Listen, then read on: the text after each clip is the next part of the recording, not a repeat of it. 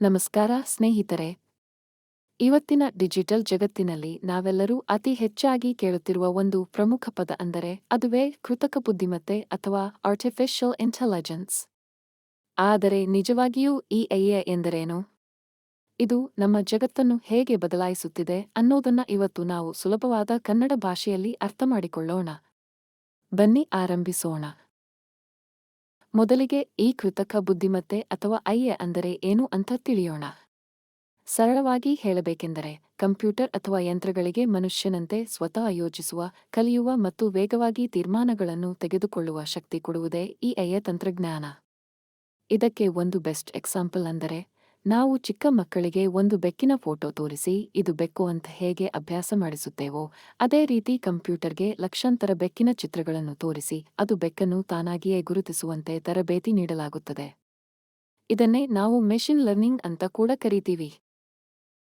ಸರಿ, ಈ ಯಂತ್ರಗಳು ನಮ್ಮಂತೆಯೇ ಬುದ್ಧಿವಂತಿಕೆಯಿಂದ ಕೆಲಸ ಮಾಡುವುದು ಹೇಗೆ? ಇದಕ್ಕೆ ಕೇವಲ 4 ಸರಳ ಹಂತಗಳಿವೆ. ಮೊದಲನೆಯದು ಡೇಟಾ ಸಂಗ್ರಹ, ಡಾಟಾ ಕಲೆಕ್ಷನ್. ಮೊದಲು ಅಪಾರ ದತ್ತಾಂಶ ಅಂದರೆ ಇಮೇಜಸ್, ವಾಯ್ಸ್ ಅಥವಾ ಟೆಕ್ಸ್ಟ್ ಮಾಹಿತಿ ಸಂಗ್ರಹಿಸಲಾಗುತ್ತೆ. ಎರಡನೆಯದು ಕಲಿಕೆ, ಟ್ರೈನಿಂಗ್. ಈ ದತ್ತಾಂಶದಲ್ಲಿರುವ ರೂಪುರೇಷೆಗಳನ್ನು ಕಂಪ್ಯೂಟರ್ ಅಲ್ಗಾರಿದಮ್ ಮೂಲಕ ಕಲಿಯುತ್ತದೆ. ಮೂರನೆಯದು ತೀರ್ಮಾನ, ಡೆಸಿಷನ್. ಹೊಸ ಮಾಹಿತಿ ಎದುರಾದಾಗ ಹಳೆಯ ಜ್ಞಾನದಿಂದ ಯೋಚಿಸಿ ತೀರ್ಮಾನ ಕೈಗೊಳ್ಳುತ್ತದೆ. ನಾಲ್ಕನೆಯದು ನಿರಂತರ ಸುಧಾರಣೆ, ಸೆಲ್ಫ್ ಇಂಪ್ರೂವ್ಮೆಂಟ್. ಯಂತ್ರವು ತನ್ನ ತಪ್ಪುಗಳನ್ನು ತಾನೇ ತಿದ್ದಿಕೊಂಡು ಮುಂದಿನ ಬಾರಿ ಇನ್ನೂ ನಿಖರವಾಗಿ ಉತ್ತರ ನೀಡುತ್ತದೆ. ಸ್ನೇಹಿತರೆ, ನಿಮಗೆ ಗೊತ್ತಾ? ನಾವು ದಿನನಿತ್ಯ ನಮ್ಮ ಅರಿವಿಲ್ಲದೆಯೇ ಈಗಾಗಲೇ ಈ AI ತಂತ್ರಜ್ಞಾನವನ್ನು ಬಳಸುತ್ತಿದ್ದೇವೆ. ಉದಾಹರಣೆಗೆ ನಿಮ್ಮ ಫೋನ್ನ ಮುಖಚರ್ಯೆ ಗುರುತಿಸುವ ಫೇಸ್ ಲಾಕ್ ತಂತ್ರಜ್ಞಾನ. ಹಾಗೆ ನಿಮ್ಮ ಆಸಕ್ತಿಯನ್ನು ಅರಿತು ಸೂಕ್ತವಾದ ಮುಂದಿನ ವಿಡಿಯೋಗಳನ್ನು ಸಜೆಸ್ಟ್ ಮಾಡುವ ನಮ್ಮ ಯೂಟ್ಯೂಬ್ ಅಲ್ಗಾರಿದಮ್.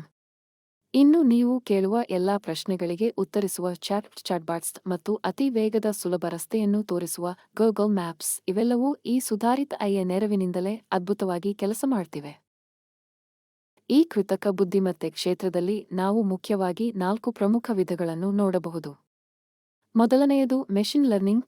ಇದು ಯಂತ್ರಗಳು ಸ್ವತಂತ್ರವಾಗಿ ಕಲಿಯುವ ವ್ಯವಸ್ಥೆ. ಎರಡನೆಯದು ಇತ್ತೀಚೆಗೆ ಹೆಚ್ಚು ಪ್ರಖ್ಯಾತಿ ಪಡೆದಿರುವ ಜನರೇಟಿವ್ AI. ಇದು ಹೊಸ ಚಿತ್ರಗಳು, ಸಾಹಿತ್ಯ ಮತ್ತು ಕವನಗಳನ್ನು ತಾನಾಗಿಯೇ ಕ್ರಿಯೇಟ್ ಮಾಡಬಲ್ಲದು. ಮೂರನೆಯದು ಕಂಪ್ಯೂಟರ್ ವಿಷನ್. ಕ್ಯಾಮೆರಾಗಳ ಮೂಲಕ ಜಗತ್ತನ್ನು ನೋಡುವ ಯಂತ್ರದ ಕಣ್ಣುಗಳು. ನಾಲ್ಕನೆಯದು ಬುದ್ಧಿವಂತ ರೋಬೋಟಿಕ್ಸ್.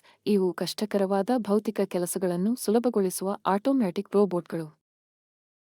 ಈಗ ಎಲ್ಲರ ಮನಸ್ಸಿನಲ್ಲಿರುವ ದೊಡ್ಡ ಪ್ರಶ್ನೆ, ಈ AI ಇಂದ ಉದ್ಯೋಗಗಳಿಗೆ ಏನು ಪರಿಣಾಮ ಬೀರಲಿದೆ? ಇಲ್ಲಿ ಅವಕಾಶಗಳು ಮತ್ತು ಸವಾಲುಗಳು ಎರಡೂ ಇವೆ. ಒಂದೆಡೆ ಪ್ರಾಂಪ್ಟ್ ಎಂಜಿನಿಯರ್ ಮತ್ತು ಡಾಟಾ ಸೈಂಟಿಸ್ಟ್ ನಂತಹ ಅಸಂಖ್ಯಾತ ಹೈ-ಪೇಯಿಂಗ್ ಜಾಬ್ಸ್ ಸೃಷ್ಟಿಯಾಗುತ್ತಿವೆ ಹಾಗೂ ಬೋರಿಂಗ್ ಕೆಲಸಗಳು ಇಲ್ಲವಾಗಿ ಸೃಜನಶೀಲತೆಗೆ ಹೆಚ್ಚು ಅವಕಾಶ ಸಿಗುತ್ತಿದೆ. ಆದರೆ ಮತ್ತೊಂದೆಡೆ ಹಳೆಯ ಮಾದರಿಯ ಡೇಟಾ ಎಂಟ್ರಿ ಮತ್ತು ರಿಪಿಟೇಟಿವ್ ಕ್ಲರಿಕಲ್ ಕೆಲಸಗಳು ಇಲ್ಲವಾಗಬಹುದು. ಆದ್ದರಿಂದ ನಾವೆಲ್ಲರೂ ಇಂದಿನಿಂದಲೇ ಹೊಸ ಕೌಶಲ್ಯಗಳನ್ನು ಕಲಿತು ರೀಸ್ಕಿಲ್ ಆಗುವುದು ಅತ್ಯಂತ ಮುಖ್ಯ.